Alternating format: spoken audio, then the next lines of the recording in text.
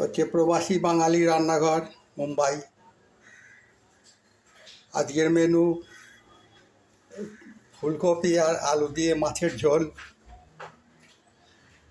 আচ্ছা, এই একটা আছে উচ্ছে আর আলুর তরকারি, একটা আছে চচ্চড়ি, ওই রুই মাছের মুড়ো দিয়ে গাজর, শিম, আলু, লাউ এসব দিয়ে একটা চচ্চড়ি করেছি। আর এখানে আছে আমাদের সেই চিরাচরিত সেই চাটনি, তেঁতুল।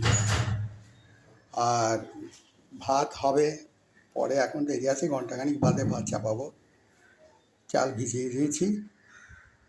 এই হচ্ছে আজকের মোটামুটি আজকের মেনু আমাদের। আবার